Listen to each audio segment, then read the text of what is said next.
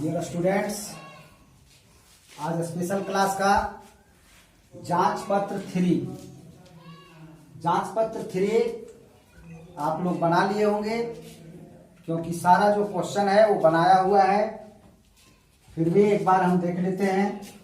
पहला में आपको कह रहा है कि खाली स्थानों को भरें। तो जितना भी क्वेश्चन है सबको आप उतारते जाएंगे और खाली स्थान में आंसर को भरते जाएंगे। लेकिन आंसर निकालेंगे कैसे?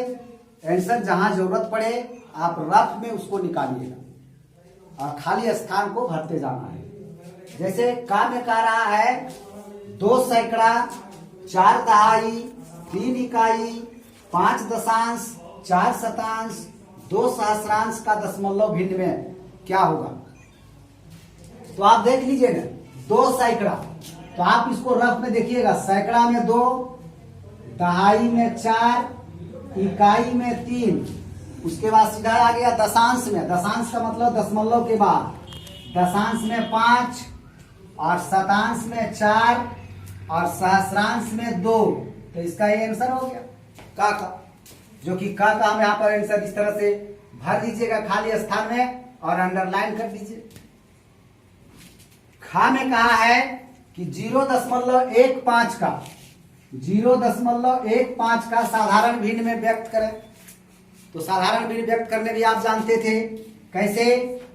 दशमलव उड़ा करके 1 और फिर 2 अंक है इसलिए 2 0। तो वो अब कितना बन गया है? 15/100। अब 15/100 को आप काट दीजिए, कटता है तब तो कट रहा है 20 से कटता है, 5 से कट रहा है, 5 तिया 15 और ये 20 बार में यानी आपका हो गया 3/20। खाली स्थान में भर दिए 3/20। नेक्स्ट क्वेश्चन को कह रहा है गा में कि 1/5 का दशमलव भिन्न में व्यक्त करें। तो 1/5 को दशमलव भिन्न में कैसे व्यक्त करते हैं? तो 5 को बनाते हैं भाजक और 1 को बनाते हैं भाज्य। उसके बाद आप भाग दीजिए। फर्स्ट में ही पॉइंट उधर चला जाएगा, 0 बैठेगा, 5 दूनी 10 आ गया 0.2। तो 0.2 इसका भर दिए। नेक्स्ट है घा में। घा में कह रहा है जोड़ है, दशमलव का जोड़ है, तो उसको आप जोड़ करके और भर सकते हैं। इसको हमको बताने का जरूरत नहीं है। अंगा में दशमलव का घटाव है, तो इसको भी कर लेंगे। चा में दशमलव का गुना है, ये भी करके आप खाली स्थान में भर देंगे। छ में दशमलव का भाग है, ये भी खाली स्थान में भर देंगे। जा में भी दशमलव का भाग है, ये भी आप खाली स्थान में भर लेंगे। झा भी भर लेंगे। इया में कह रहा है कि 28.857, इसको दशमलव के 2 स्थानों तक शुद्ध मान लिखना है। यानी दशमलव के 2 स्थान तक शुद्ध मान लिखना है तो 5 तक रखना है और इसको छोड़ना है। लेकिन ये छोड़ने से पहले इसमें 1 दे रहा है, इसलिए हो जाएगा 28.86। देख लो यहाँ में भरा हुआ 28.86। उसके बाद है 4.8 का इकाई में सन्निकट मान। 4.8 का इकाई में सन्निकट मान निकालना है। तो इकाई में सन्निकट मान निकालना है यानी पूर्ण संख्या में। तो ये 4 है, इसको छोड़ देना है, तो ये इसमें 1 जोड़ देगा यानी 5 हो जाएगा। तो 4.8 का इकाई में सन्निकट मान हो गया 5।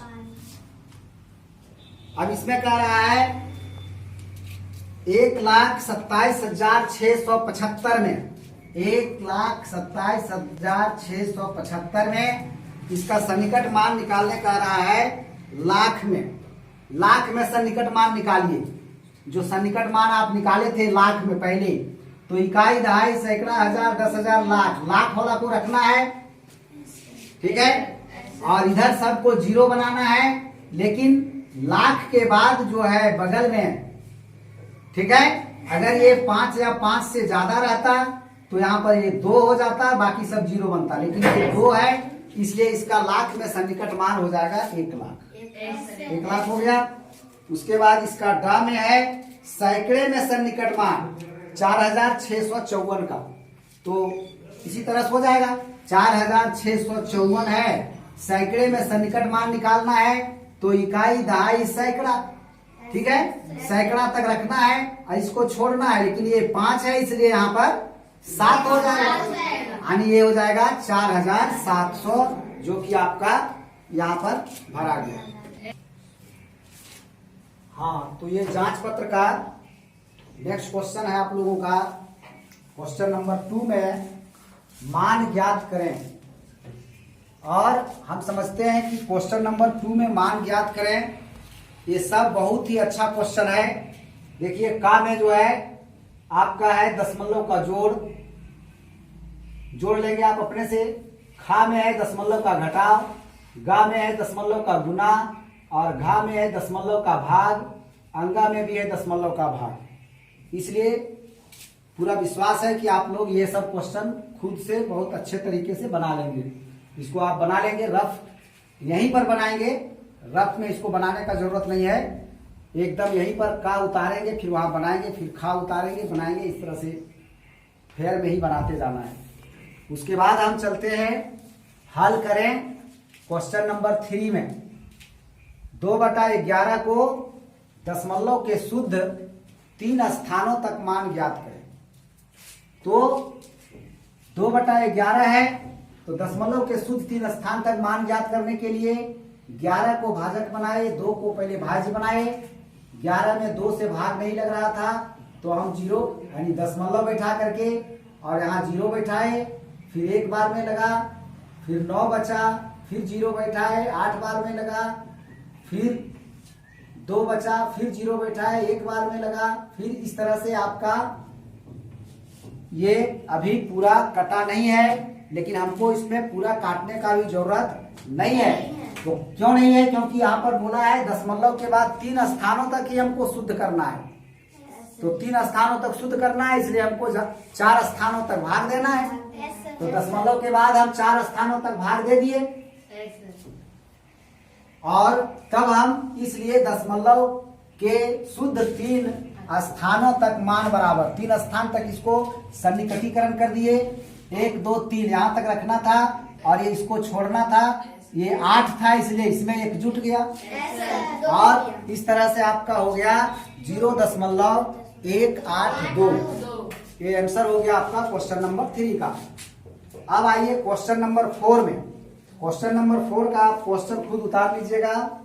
इसमें कह रहा है कि 6188 रुपये को 56 आदमियों में बांटा गया। 6188 रुपया था, जिसको 56 आदमियों में बांटा गया है। कितने आदमियों में बांटा गया है? 56 आदमियों में।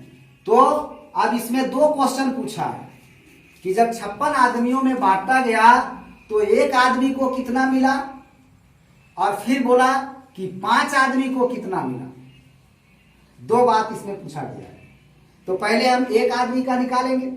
तो यहां पर हम लिख लिए कि 56 आदमियों में बांटी गई राशि बराबर 6188 रुपये। इसलिए एक आदमी को मिली राशि बराबर, पहले हम निकालेंगे एक आदमी को कितना मिला।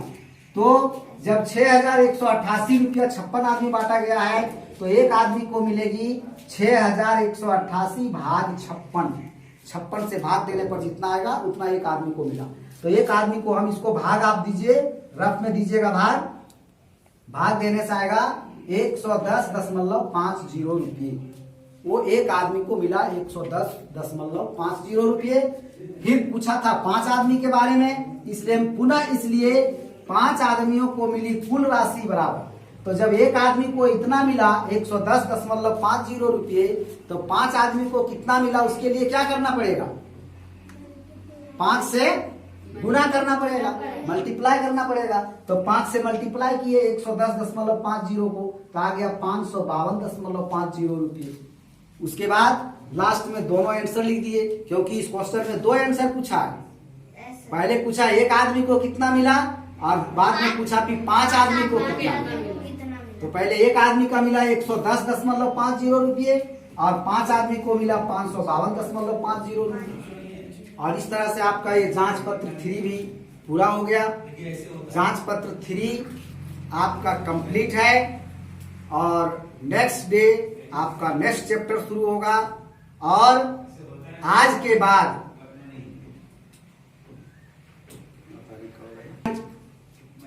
3/5/2020 का ये आपका क्लास है।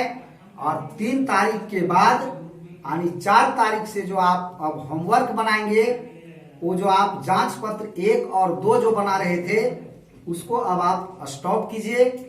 और अब जांच पत्र 3 को डेली आपको एक बार बनाना है, उसके ऊपर क्वेश्चन बैठा कर लेना है और आप केवल 3 का ही लेते जाएंगे। 4 तारीख को बनाएंगे आप 1A। 4 तारीख में आप लिखेंगे जांच पत्र 3A। हाँ, जांच पत्र 3A। फिर 5 तारीख को लिखेंगे जांच पत्र 3B। फिर जांच पत्र 3C। फिर जांच पत्र 3D। इस तरह से आप बढ़ते जाएंगे अब रोज, जब तक हम स्टॉप नहीं करने बोलेंगे। और प्रत्येक दिन आपको क्वेश्चन इस जांच पत्र के ऊपर बैठा कर लेना है, कोई दिक्कत आप लोग को नहीं होना चाहिए। यानी 3 तारीख के बाद यानी 4 तारीख से आपको जो होमवर्क डेली का जो व्हाट्सएप करना है, उसमें आपको जांच पत्र 3A से शुरू करना है। 3A, 3B, 3C इस तरह से डेली बढ़ते चले जाएंगे। और जब फिर आगे बढ़ेंगे हम, जब पढ़ते पढ़ते जब हम चले जाएंगे जांच पत्र 4 में, तब फिर हम 4 का शुरू करेंगे। इसलिए 4 तारीख से आपका होमवर्क जांच पत्र 3A से शुरू हो जाएगा।